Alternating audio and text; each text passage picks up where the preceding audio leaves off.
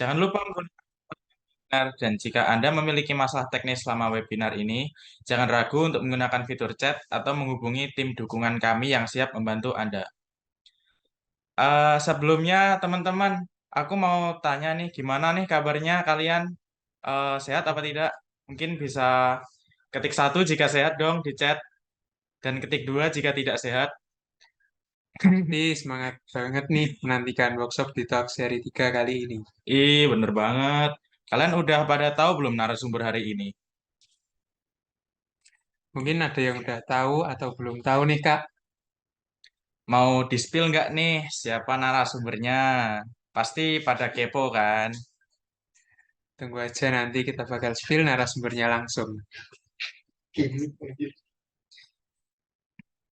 Jadi tanpa basa-basi, lebih lanjut mari kita mulai dengan webinar dari narasumber kita hari ini, yaitu webinar yang berjudul Let's Talk About JavaScript, yang akan disampaikan oleh narasumber kita, Rido Fahrizal. Jadi langsung saja kita mulai webinar malam ini. Kepada Ridho Farzizal, dipersilahkan untuk memulai webinarnya.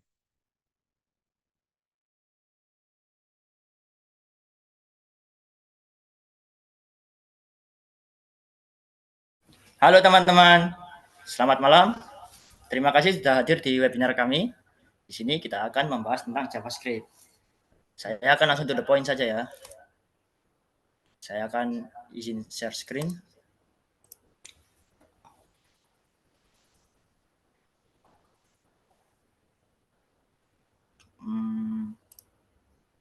Halo.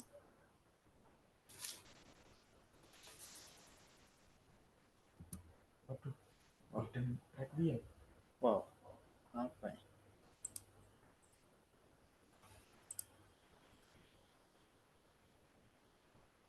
Cek, benar.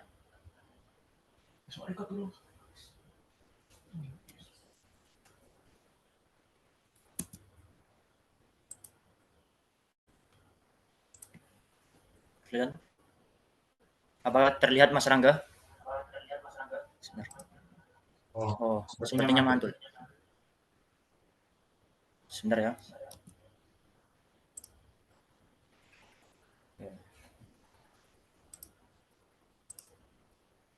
Oh, oh. Bentar. Aku lihat bentar. Si. Sorry.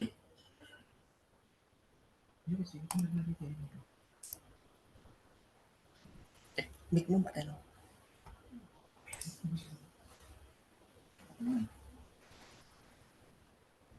Memang gitu. Oke, terima kasih Mas Asadel sudah memberitahu saya.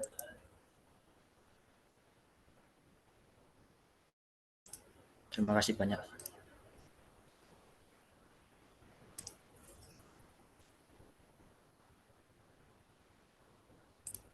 Oke. Oke, teman-teman. Di sini kita akan mempelajari tentang JavaScript dasar.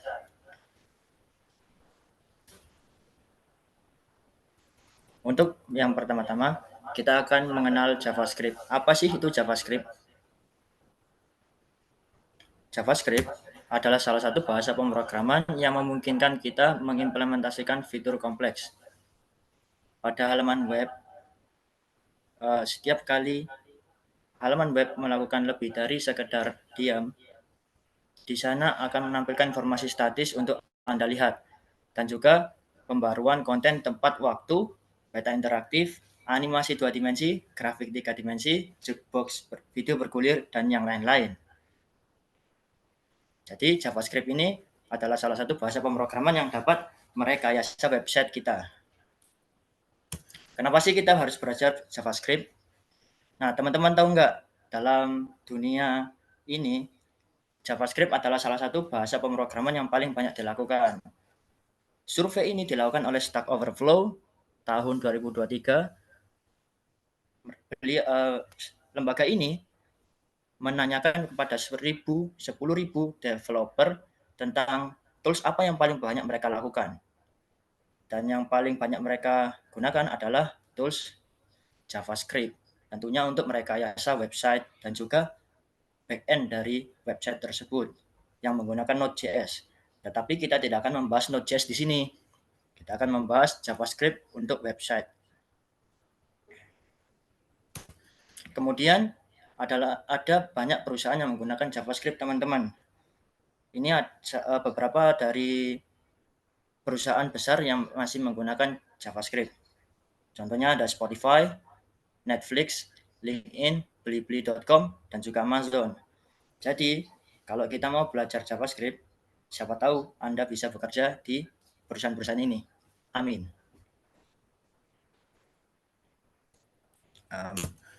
Oke. Selanjutnya kita akan live coding, langsung to the point. Kita akan belajar tentang JavaScript output, kita akan belajar variabel, kita akan belajar tentang operator, tipe data, dan juga prompt. Untuk string itu termasuk dalam tipe data.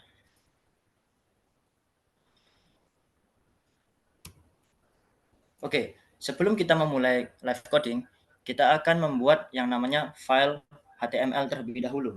Pada file HTML, kita akan membuka file kita di Visual Studio Code. Oh, sorry. Visual Studio Code. Kita akan membuat file kita di sini. Create document.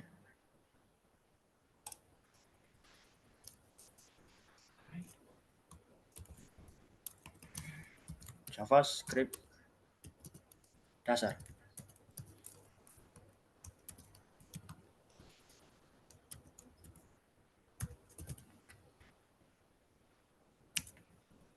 Kemudian kita perlu juga membuat file HTML sehingga file JavaScript kita dapat kita lihat pada laman web yang kita run pada file HTML. Kita akan membuat di sini website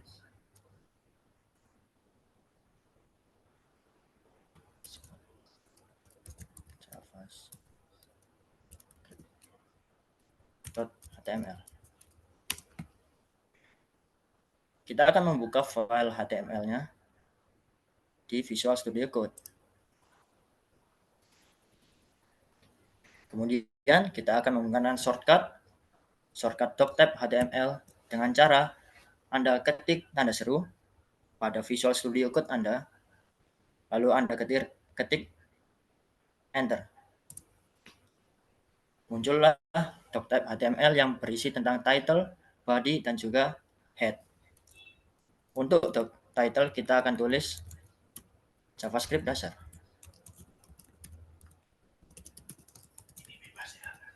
Ini bebas ya teman-teman. Namanya juga judul. Oke. Lalu di mana kita meletakkan file JavaScript kita yang sudah kita buat? Kita perlu membuat dengan kata kunci yang namanya script. Script. Enter. Nah, di dalam script ini kita akan membuat source file JavaScript kita. Sebelumnya saya akan perbesar terlebih dahulu supaya teman-teman bisa lihat dengan jelas. Kita akan masukkan ke dalam script yang pertama, src sama dengan, lalu masukkan file yang kita buat tadi. Namanya adalah, aku lupa namanya. Namanya adalah JavaScript dasar.js.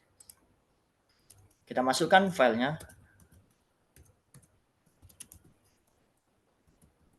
JavaScript dasar.js. Ada di sini. Nah, dengan seperti ini, artinya file HTML kita yang akan kita buka nanti menjadi laman web berisikan kode-kode dari file JavaScript kita. Kita coba untuk yang pertama. Kita coba pada JavaScript output. JavaScript output terdapat 3 kata kunci, yaitu document write, window alert, dan juga console log. Untuk document write, artinya kita akan menuliskan suatu kalimat atau suatu output yang akan kita munculkan pada file HTML-nya. Sedangkan pada window alert, kita akan membuat semacam notifikasi pada website kita agar pengguna bisa melihat apa yang kita mau sampaikan. Sementara console log adalah semacam output yang kita gunakan untuk melihat program kita berjalan atau tidak tanpa diketahui oleh user kita. Kita kembali ke Visual Studio Code.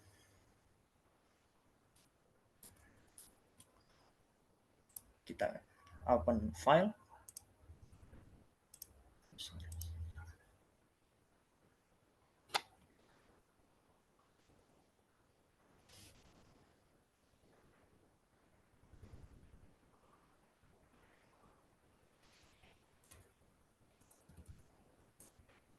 Kita ketik dokumen titik write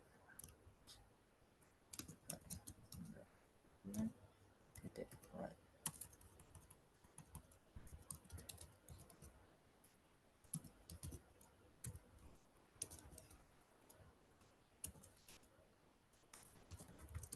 Oh.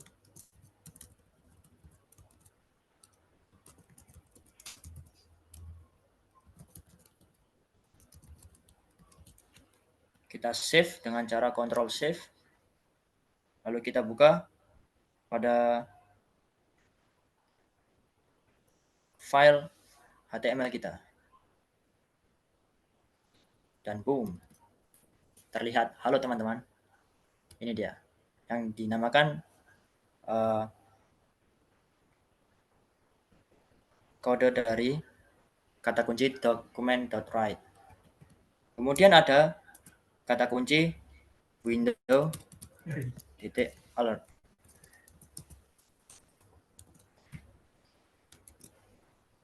Pada kata kunci window titik alert, kita akan membuat semacam notifikasi seperti ini. Halo, selamat datang pada websiteku. Kita Ctrl save. Kita akan buka di sini, kita refresh, dan ada notifikasi. Halo, selamat datang pada websiteku. Oke. Lalu, kata kunci yang ketiga adalah console. Console, titik log. Kita akan ketik. Halo, nama saya Rito. Ctrl save. Kita buka pada website kita. Kita refresh. Dan tidak ada pada dokumen laman websitenya. Kita perlu klik kanan, inspect atau periksa, lalu klik pada bidang konsol, dan inilah outputnya. Halo, nama saya Rito.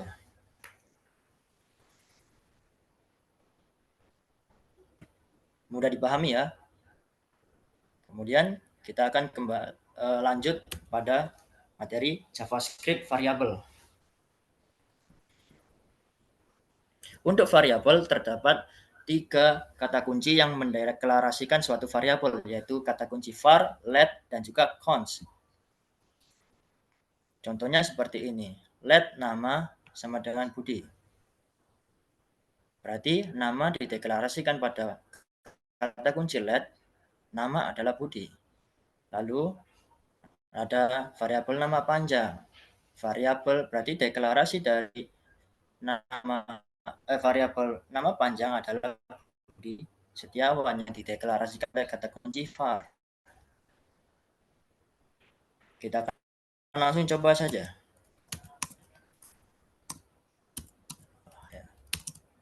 Var. Nama.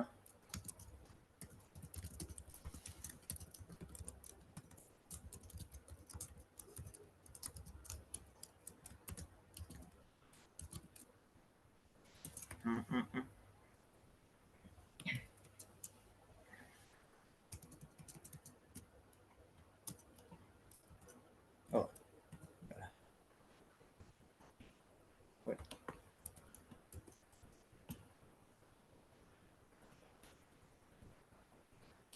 Kita Ctrl save.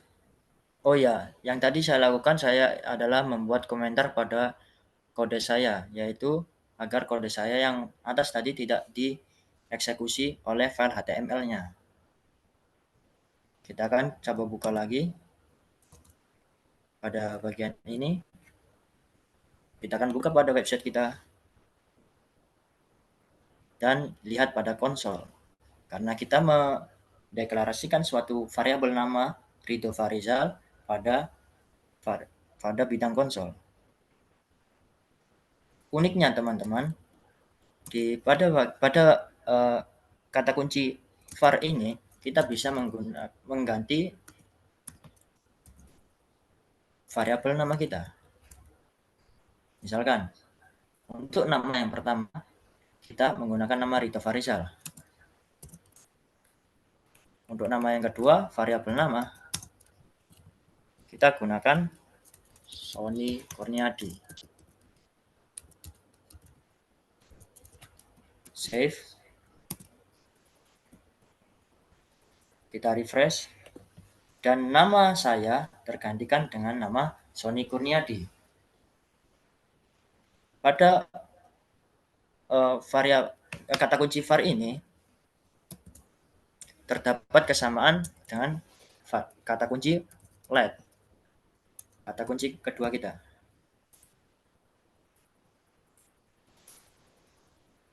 Misalkan pada variabel rumah saya akan menggunakan variabel alamat. Alamat rumah saya ada di Jalan Simo Kwagean.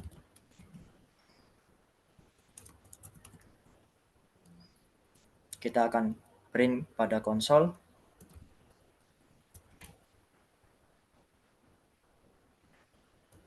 Save.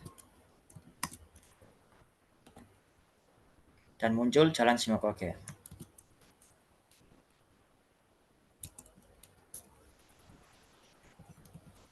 Kita juga bisa mengganti variabel alamat tanpa menggunakan kata kunci LED. Apa maksudnya? Kita coba ganti dulu. Misalkan alamat sama dengan Jalan Keputih. Ctrl Shift. Dan Jalan Simo Kwagean kita refresh menjadi Jalan Keputih pada bidang konsol. Hal yang membedakan variabel var dan juga LED itu ada pada kata kuncinya. Kita tidak boleh menggunakan kata kunci yang sama untuk variabel yang sama pula. Apabila kita paksa, lihat,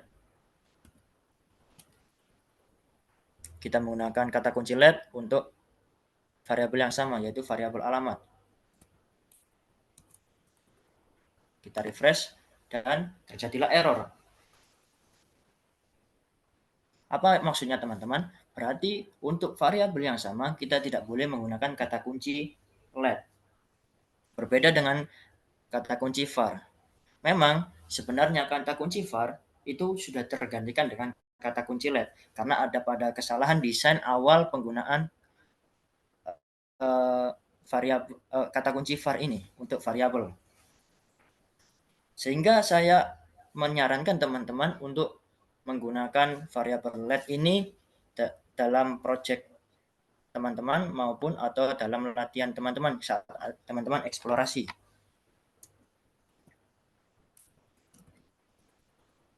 Kemudian ada kata kunci cons.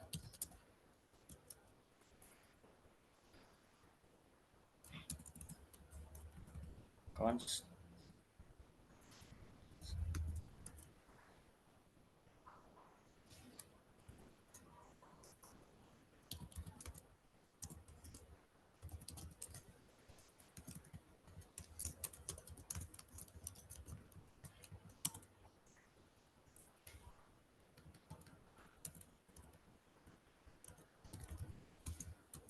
Kita akan menggunakan variabel nama lengkap dengan kata kunci cons. Kita save. Pada bidang konsol terlihat nama lengkap saya, Ridho Farizal.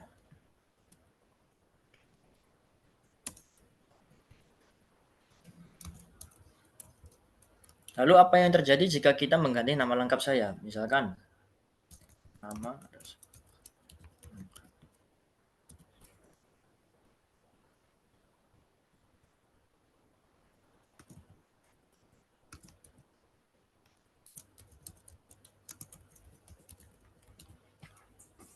kita save.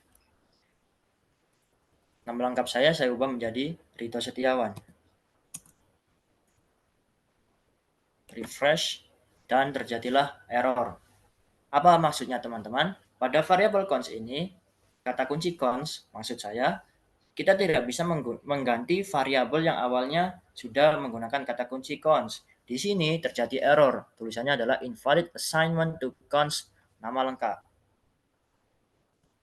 Berarti dalam kode JavaScript ditegaskan bahwa nama lengkap ini hanya milik Rido Farizal. Nama lengkap yang bukan Rido Farizal berarti salah, maka akan terjadilah error.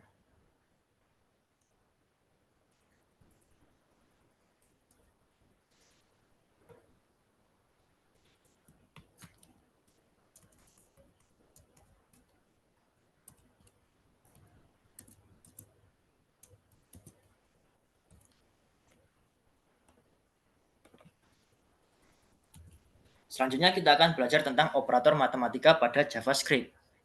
Pada JavaScript, seperti bahasa pemrograman yang lain, kita menggunakan simbol plus untuk penjumlahan, simbol minus untuk pengurangan, simbol bintang untuk perkalian, simbol 2 bintang untuk pemangkatan, simbol slash untuk pembagian, dan juga simbol persen untuk sisa bagi.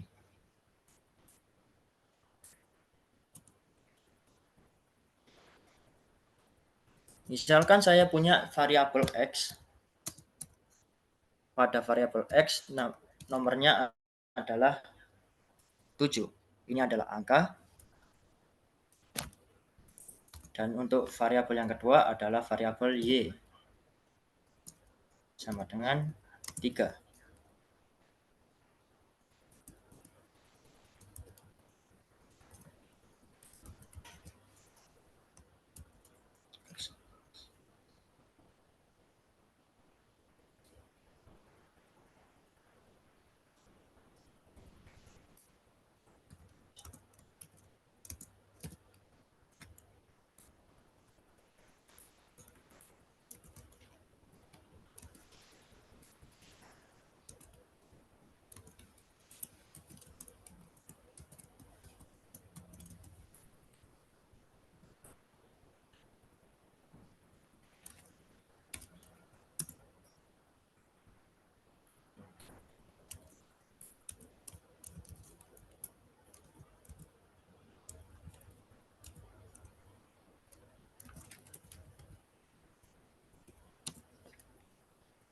Nah, pada bagian ini saya menuliskan bahwa nilai X sama dengan 7 kita tambah dengan 3.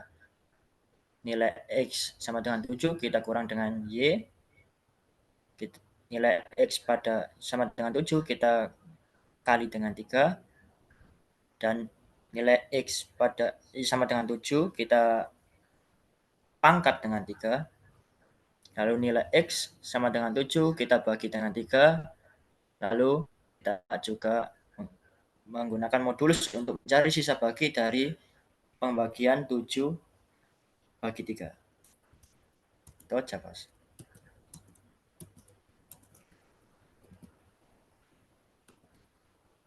Kita refresh.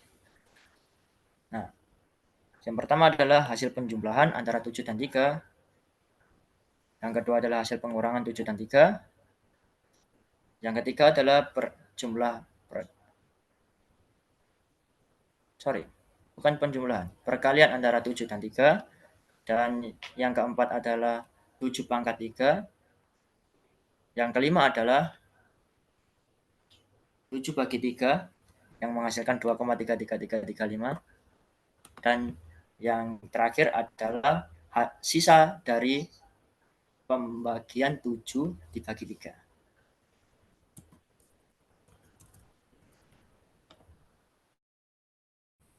Oke.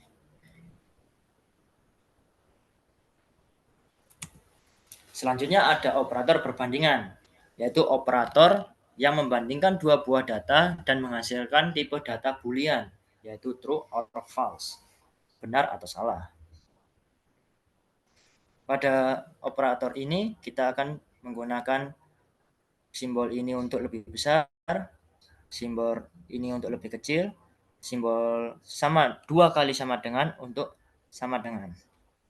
Kita langsung contohkan saja ya.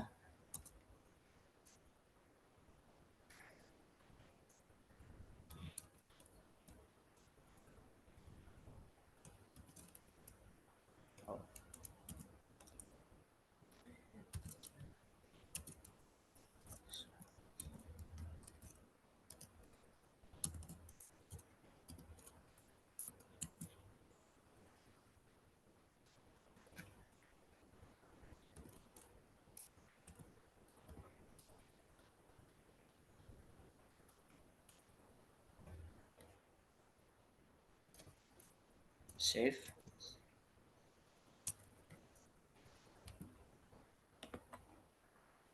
Refresh. Oh, saya akan menambahkan keterangannya terlebih dahulu.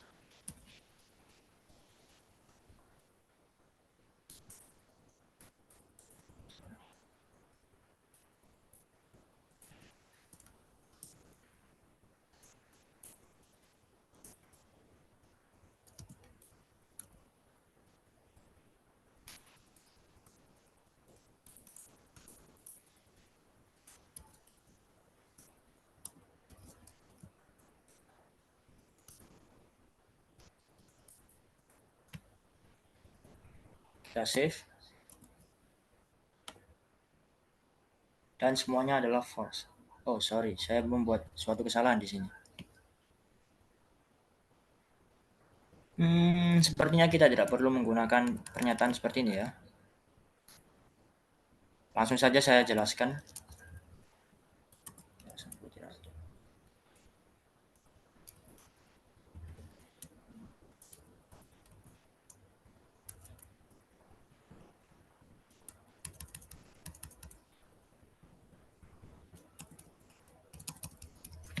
Jadi pada konsol log yang pertama, ini kita akan membandingkan antara 7 apakah lebih kecil daripada 3.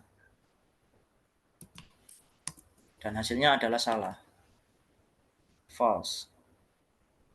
Dan yang kedua, kita membandingkan apakah 7 lebih besar daripada 3.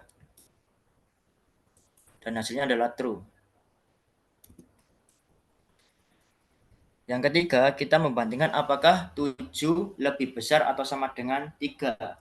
Hasilnya adalah true. Kenapa? Karena 7 itu masih lebih besar atau sama dengan 3. Itu maksudnya berarti 7 masih lebih besar dari 3 dan hasilnya adalah true.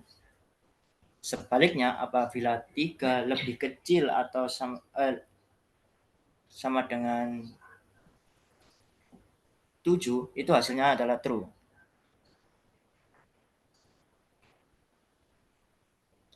Nah, di sini saya tuliskan apakah 7 lebih kecil atau sama dengan 3, hasilnya adalah false.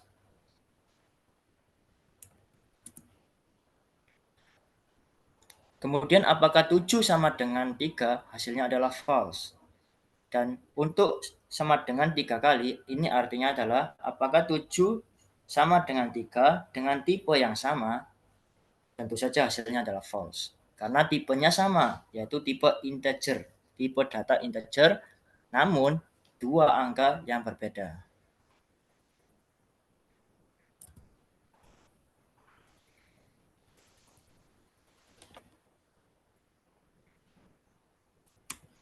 Selanjutnya adalah kondisi statement if dan else.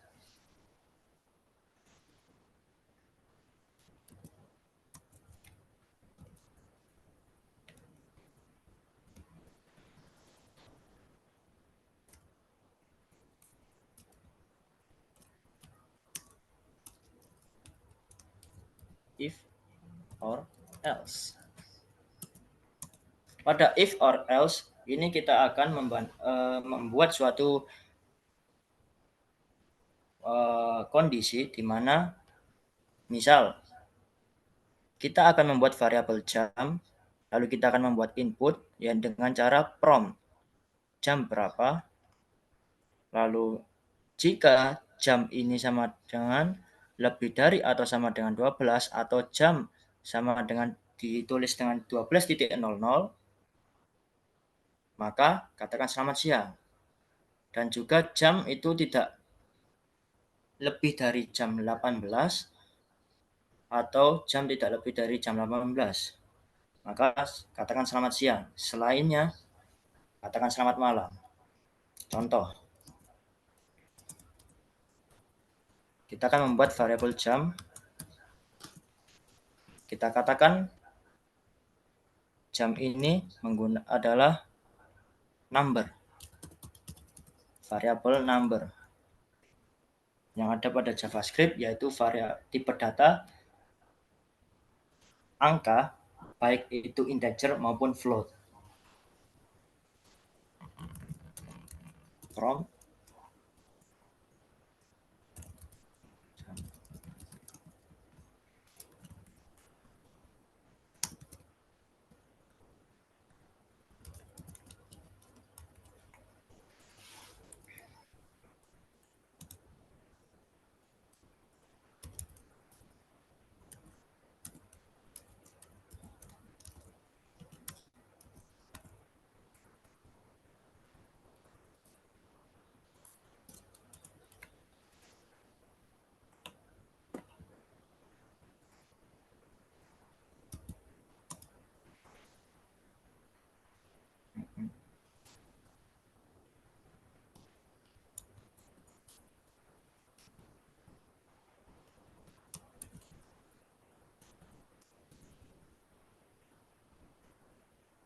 jika jam yang kita masukkan itu adalah jam 12 jam. Jika jam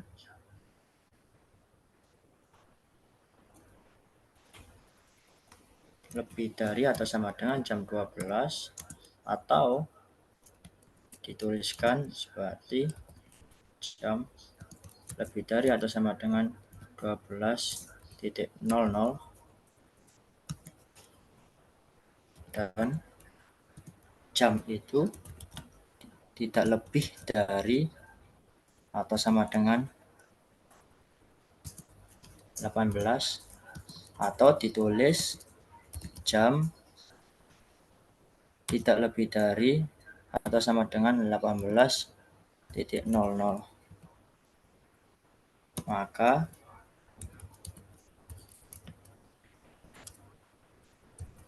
console log selamat siang. Selebihnya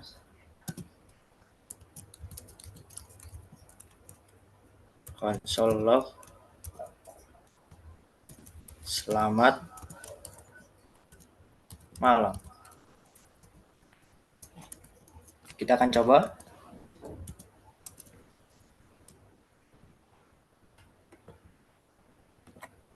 Jam berapa sekarang? Saya akan tulis jam 13.00. Selamat siang. Kita berikan reverse lagi. Jam berapa sekarang? Kita tulis jam 19.00. Maka akan muncul selamat siang. Oh, masih ada error. Sorry. Kurang dari.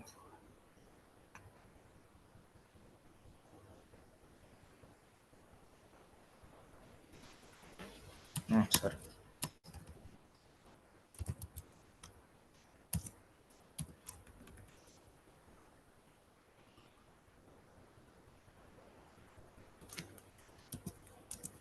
Kita coba lagi. Jam 15.00 akan terjadi selamat siang. Ya, kurang lebih seperti itu, teman-teman.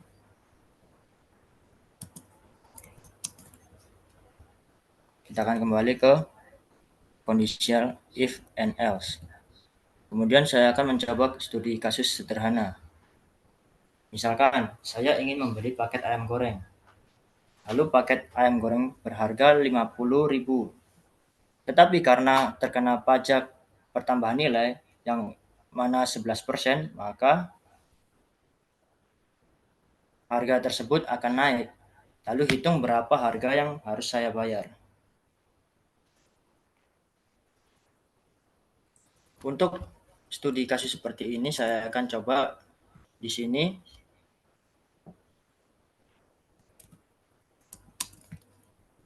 Oh, salah.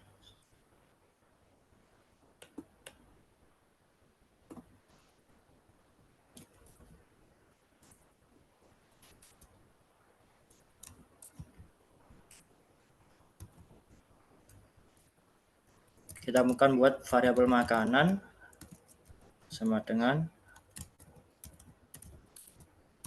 prompt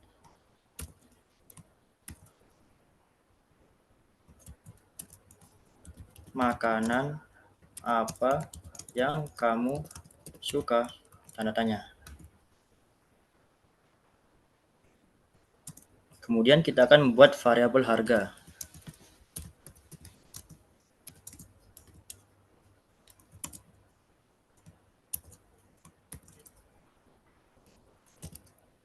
Berapa harganya, tanda tanya. Lalu saya ingin memodifikasi sedikit. Jika orang tersebut kaya, maka terkena pajak sebesar 50%. Kita akan buat variabel kekayaan.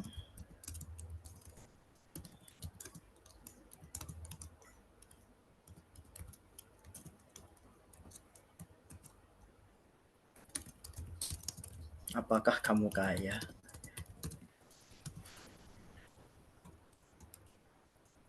True or false? Jika kekayaan sama dengan true, maka pajaknya akan 50%. Kita akan buat variabel pajaknya terlebih dahulu.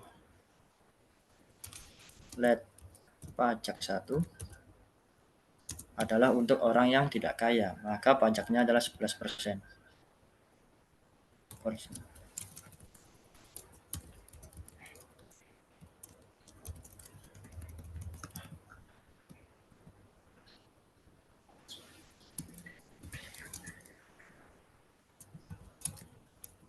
Let pajak 2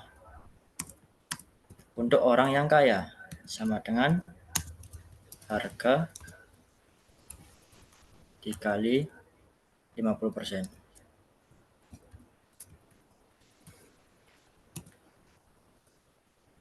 Jika orang tersebut kaya, maka kekayaannya, oke.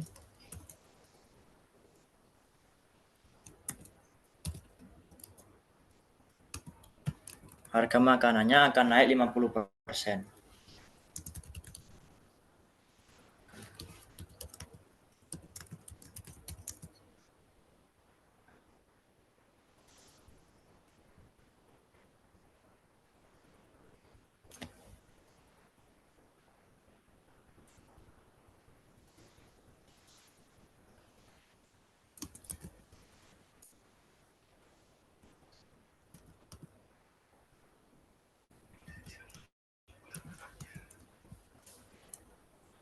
harga plus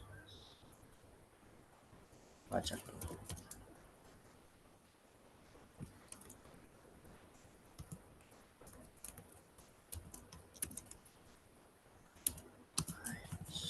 Sorry, man.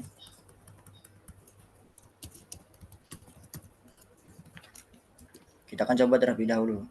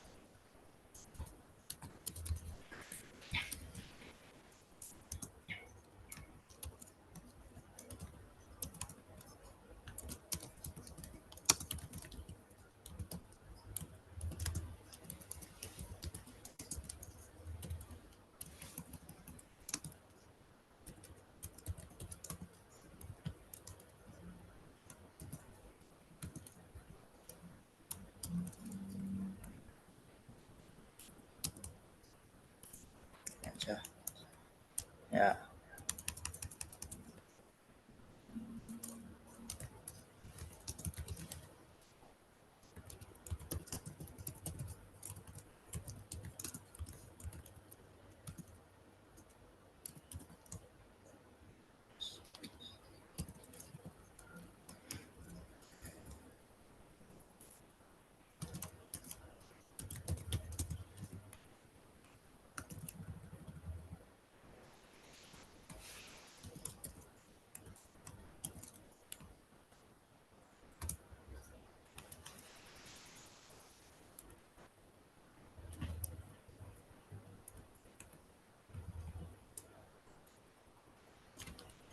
Kita akan save.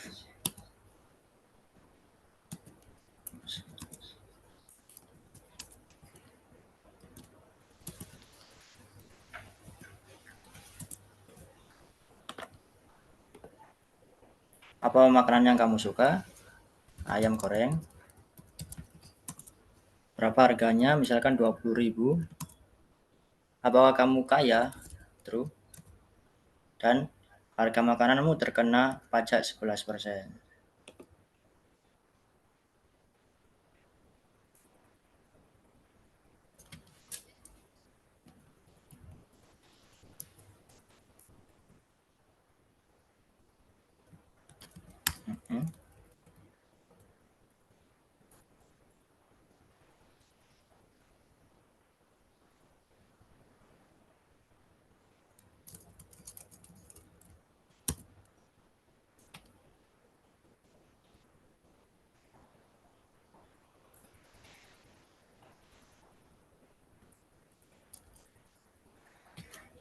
Save.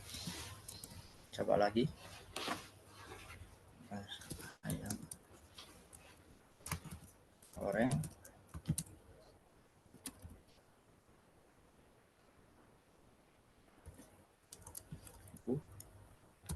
False. Harga makananmu terkena pajak 11%, yaitu 2.200. Sehingga kalau misalkan pajaknya adalah harga makanannya adalah 20.000, sehingga pajaknya adalah pajak plus bayarnya adalah 22.200. Kira-kira seperti itu, teman-teman.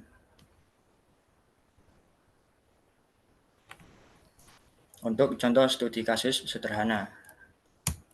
Kemudian saya ingin mengingatkan untuk hari Sabtu ada webinar dari teman kita Andika Fadli Baskara dan juga Muhammad Nizar Graha Adi pada 9 September jam 10 sampai selesai.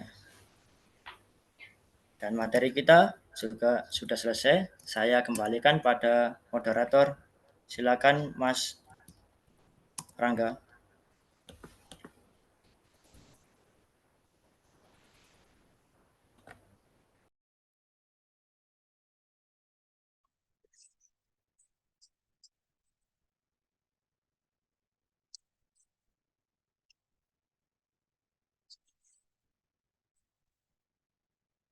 Terima kasih kepada Ridho Rizal untuk webinar yang sangat informatif ini.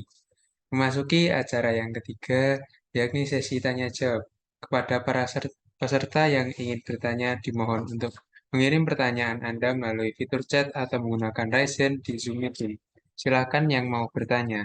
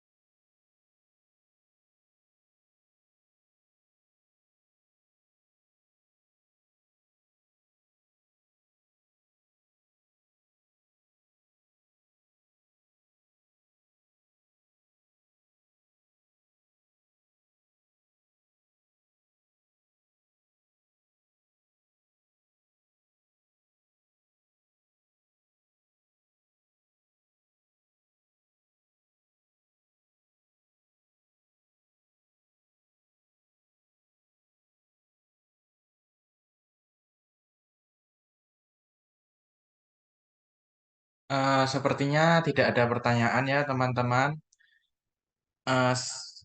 Sayang sekali sesi tanya jawab telah berakhir. Saya ucapkan terima kasih kepada narasumber dan para peserta yang telah berpartisipasi dalam webinar kali ini.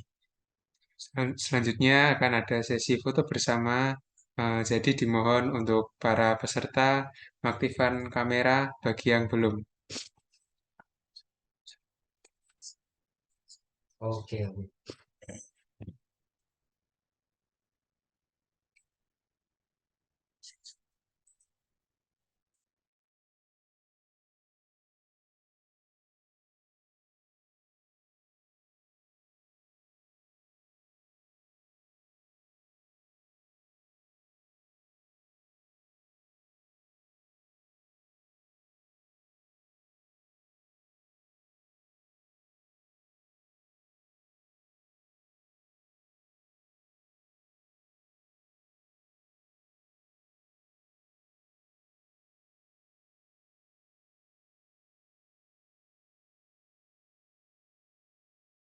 Sudah siap ya teman-teman?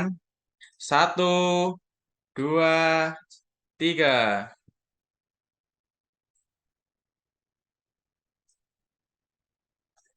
Oke.